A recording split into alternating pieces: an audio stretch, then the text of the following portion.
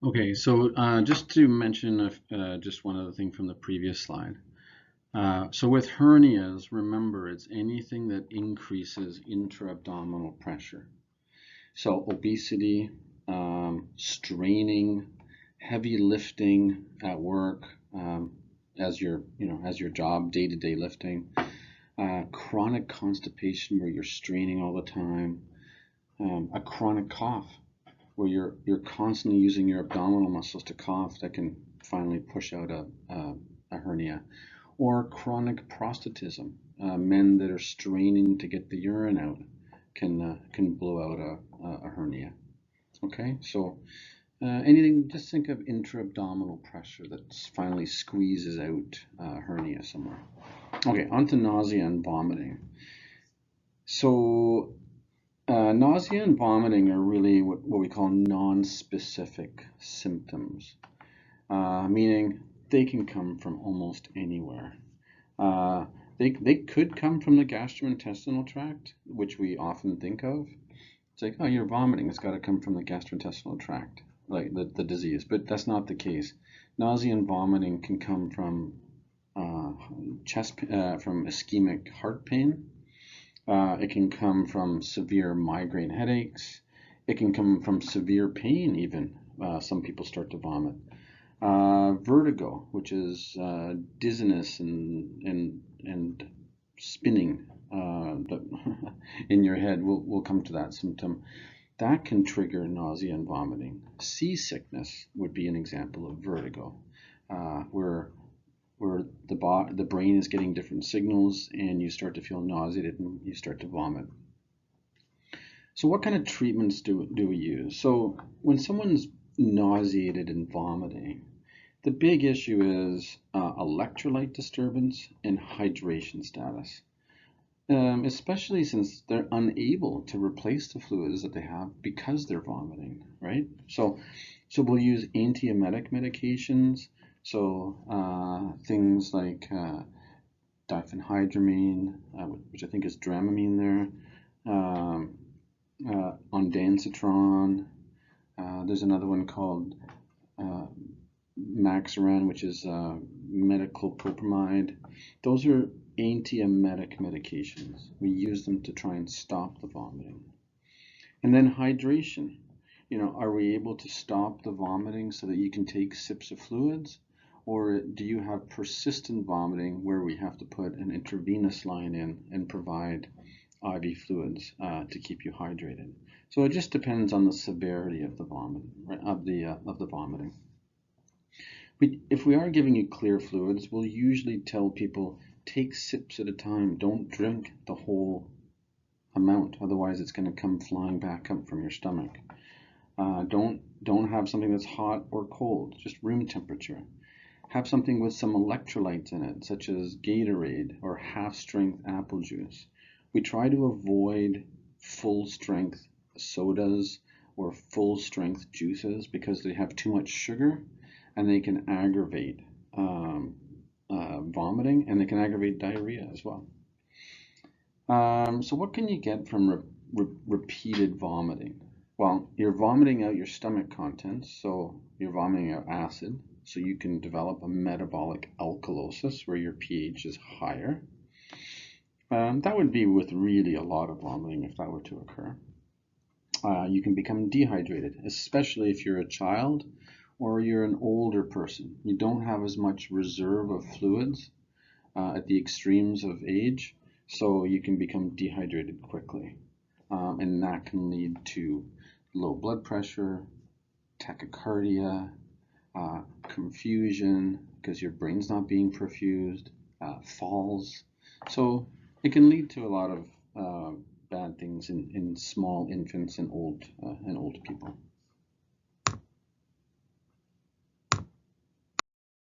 Okay, so this diagram on nausea and vomiting is just showing you all the different um, uh, nerves that go to the trigger zone in the brainstem, the vomit center. So you'll have signals from the GI tract, from your vestibular system, which is where your balance takes place. So I was talking about motion sickness before. People that get car sick, well, that's coming from your vestibular system. Really awful smells can make you feel nauseated. Gastrointestinal diseases can definitely make you vomit. Gallbladder attack, pancreatitis, a heart attack can cause vomiting. So it's really, just think of it as many things can cause nausea and vomiting. Okay, and because there's so many signals that go to this central trigger, this trigger zone in the brainstem. Okay, and that's where a lot of the drugs try to have their action by settling down this area of the nerve impulses coming in that's causing the nausea and vomiting. Okay, so foodborne illness. So we're really talking about bacteria, viruses, and some parasites here. And really the definition is an illness, an infection that I got because of a food or water that I drank or ate. Okay? A gastroenteritis is I got a stomach flu. Other people have a stomach flu at work or at school, and I must have picked up the same virus, and now I have vomiting and diarrhea. That's a gastroenteritis. You didn't get it from food. Okay. Okay, so what are the symptoms of a food-borne illness? So, well, one of the things is that usually other people are involved that have eaten with you, right? So, if you went to a party and there was 15 or 20 of you eating a chicken salad and the chicken was contaminated, then there should be quite a few people involved in this illness. So the individual symptoms, so often you'll have a fever, it's an infection, right? Your stomach will immediately detect that something is not right with the food that you've just put down. So nausea and vomiting, very common early on. You can get dehydrated as the diarrhea and vomiting persist. Definitely upset stomach, cramps. The intestines are really irritated with this infection that they're having to deal with, right? So they'll go into spasm. And of course, your body wants to flush it out, so you're gonna have diarrhea. So it's a whole constellation of symptoms because of this this bacteria or virus or sometimes parasite that you've ingested. So I won't go into this slide too much on foodborne illnesses. Just remember that there's a number of common ones. Salmonella, for example. That's very common with meat and chicken and eggs, right? So salmonella poisoning or salmonella food poisoning is very common with poultry and eggs. So is another one called Campylobacter. That also happens with eggs and chicken. There's another one called Shigella. I'm just putting these terms out there so you start to hear them a bit. And certain strains of E. coli cause food poisoning. So, for example, I mentioned Shigella and Campylobacter are associated with chicken and eggs. E. coli would be associated with dirty water. So you've bought prepackaged salad or lettuce, but it was cleaned with dirty water. Well, that could have E. coli in it and give you all those symptoms on the other slide due to the E. coli infection. Now remember that your colon is filled with E. coli, millions and millions of them, and they normally live there, right? They live in combination with you. They belong in your colon. Eating certain strains of E. coli, ingesting it, some of them produce a lot of toxins, and that's how you get sick from ingestion of certain strains of E. coli. Okay. There's also some parasites. that we'll get to. There's a relatively common one. You can get it from food. You can get it from drinking dirty water, called Giardia.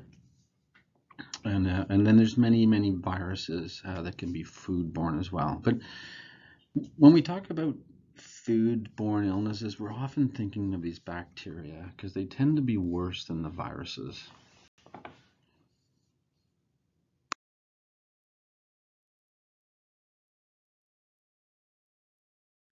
Okay, so foodborne illnesses, we've given an example here of one that it's been in the news over the years. I don't think recently. So E. coli 0157H7, so that's the strain. And this particular strain of E. coli can be found in contaminated water supplies. It can be found in contaminated lettuce that's been cleaned with the dirty water. So that's why they sometimes have huge recalls of lettuce or prepackaged lettuce. Because they're detecting this E. coli. Sometimes it can be in uncooked hamburger, E. coli 0157. So that's why there's certain laws in order that restaurants have to cook your hamburger to a certain degrees. If it's ground beef, it has to be cooked to a certain level. Otherwise, E. coli can be within the ground beef, and it can cause a syndrome called hemolytic uremic syndrome. So this particular bacteria can cause inflammation and an antibody response to the kidneys and cause people to go into kidney failure. So along with the gastroenteritis, the symptoms of gastroenteritis, you have renal failure on top of it. Okay, so that's how it starts to get detected. It's like, oh, okay, this person has foodborne illness, plus they have renal failure. Oh, this could be hemolytic uremic syndrome. Okay, so that's just one example of it. Now, a lot of the bacteria that I mentioned, Shigella, Salmonella, E. coli, Campylobacter, they are the ones that typically give you bloody diarrhea. And we'll often do a stool culture if people are complaining of bloody diarrhea, because we really want to see which one of these bacteria they've contracted. Okay, and this can definitely spread. This definitely spreads from person to person. So fecal oral route. Okay, so you shake people's hands, you put your hand to your mouth. Oh, okay, so all of these can pass that way. And some of them, of course, will live on surfaces for days. Okay, so I mean, this is partly why restaurants have regular inspections from the health unit to make sure that their sanitation is up to certain standards. Okay, we typically avoid anti-diarrheal medications in infectious diarrhea. So we sometimes will use antidiarrheals to slow down the bowel in something like an inflammatory bowel disease, or someone who has an ileostomy and they just have too much liquid stool. But in infections, we'll really try not to slow down the gut, because we want the infection to get out with the diarrhea. Okay. Most of these do not require antibiotics. Some of them sometimes require antibiotics, such as if some of the bacterial foodborne illnesses, such as Campylobacter, Shigella, sometimes we'll use antibiotics if the person is very ill and the bloody stool isn't resolving. Then sometimes we'll use antibiotics, but most of the time it's self-resolving, even though many of them are bacteria, and we just treat with fluids and supportive care. Okay, so diarrhea. So why does this person have loose, watery stools? So some of these we've spoken about. So foodborne pathogens. typically bacteria or sometimes viruses. That causes a malabsorption syndrome. So your small intestine is now dealing with this infection, and it's having difficulty absorbing nutrients with this bacteria or virus that's impacting its microvilli and its villi, and it's causing a lot of malabsorption of its nutrients and fluids, and you end up with diarrhea. Fecal oral infections, that's just a fancy way of saying gastroenteritis, right?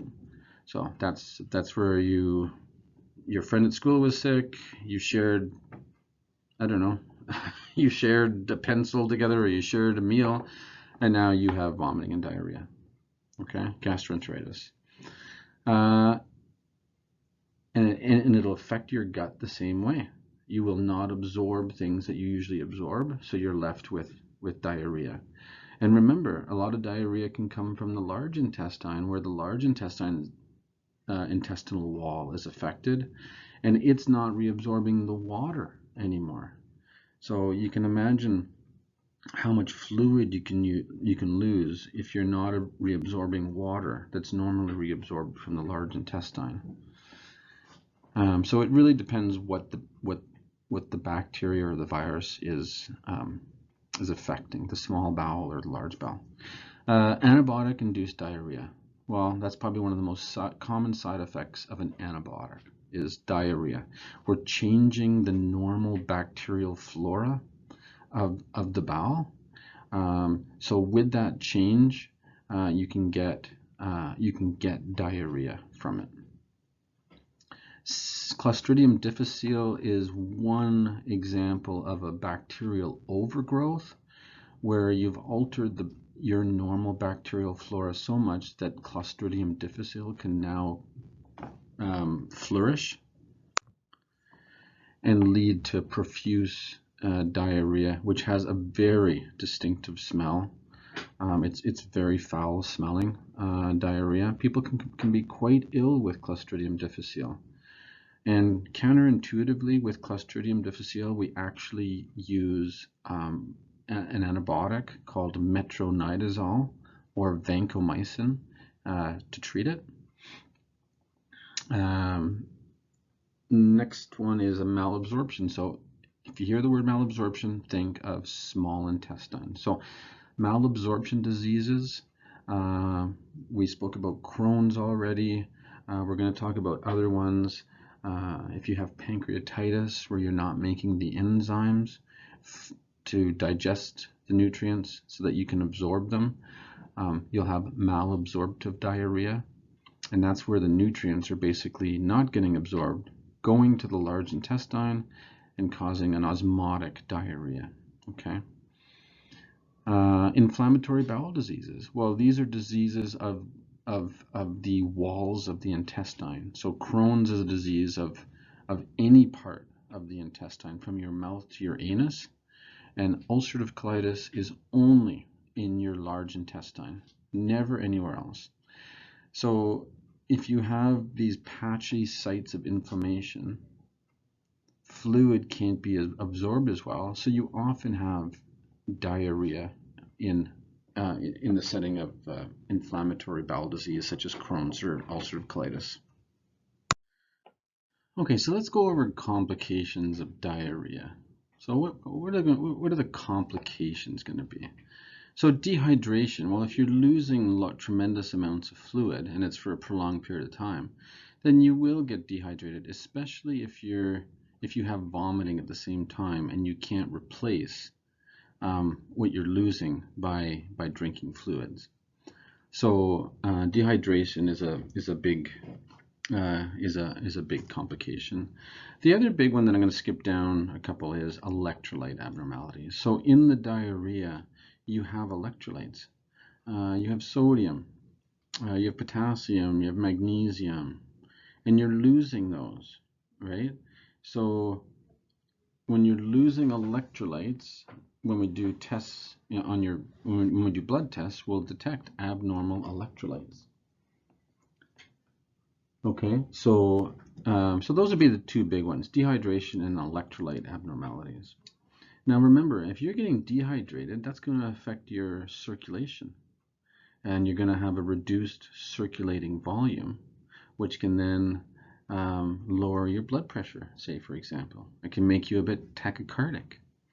It can lead to some pre-renal failure because you're not perfusing your kidneys as well anymore. So just think of it that dehydration is a process that leads to a number of other issues down the line. Diarrhea complications. So let's just say C. diff is one of the causes of diarrhea, and it can be Clostridium difficile can be very aggressive. It can lead to what's called toxic megacolon, which is huge dilated loops of large colon. And they can get so large because they're filled with gas from Clostridium difficile that they can actually perforate. Okay, so when we talk about toxic megacolon, we're typically referring to Clostridium difficile. Bowel perforation, it's usually from a very aggressive bacteria such as Clostridium difficile. Sometimes some of the other bacteria can also do it, but pretty uncommon complication. Dehydration, electrolyte abnormalities are the big ones. So how do you treat most diarrheas? Well, most of them are self-limiting. If you just keep on drinking fluids slowly, you'll flush out the diarrhea and it'll resolve. So if it was a viral gastroenteritis or a bacterial gastroenteritis, you'll likely just treat it by continuing to drink and replacing electrolytes that are in the fluids that you're drinking. And the diarrhea will continue and finally resolve. Sometimes if the diarrhea goes on for beyond a week, we'll culture the stools for bacteria, for parasites. Sometimes we'll see we can study the stools for if there's a lot of white blood cells in the stools or it's bloody stools. So we can get a lot of information if we really want to, if the diarrhea persists. And remember, anti-diarrheal agents are really not a good idea if it's an infectious diarrhea. Okay, so continuing with diarrhea here. By the way, if you look up definition of diarrhea, there's so many definitions.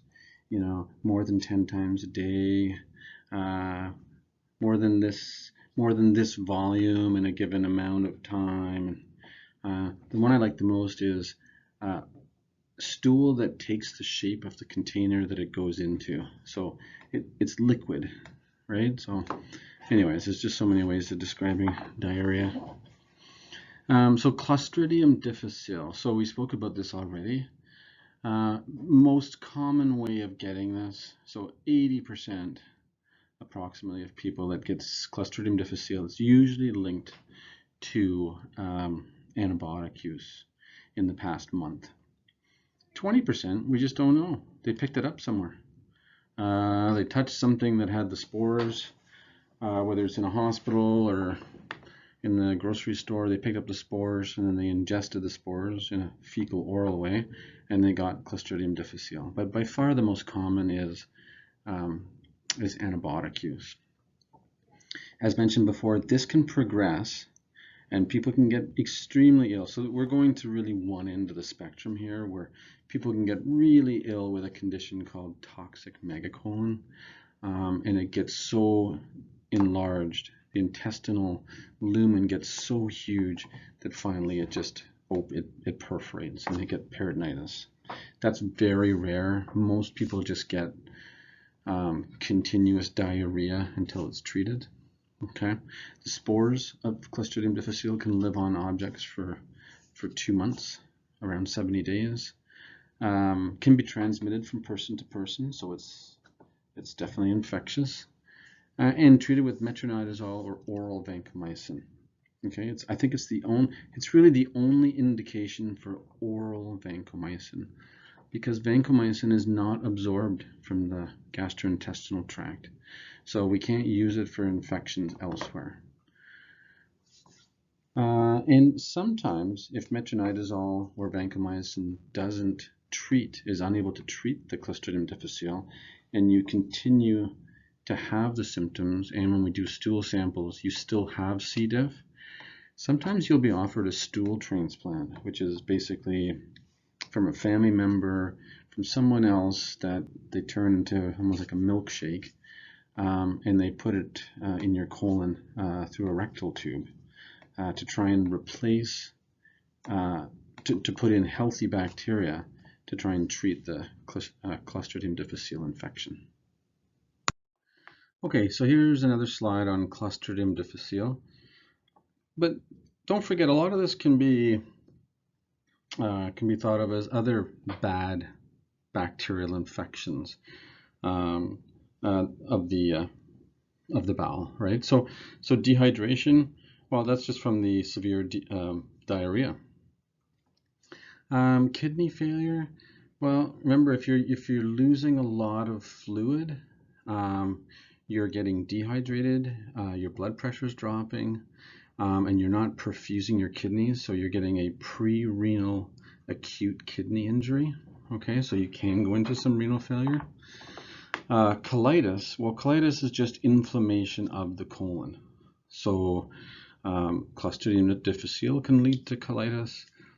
Many of the other bacterial infections, Campylobacter, Shigella, they can also lead to a colitis, inflammation of the colon.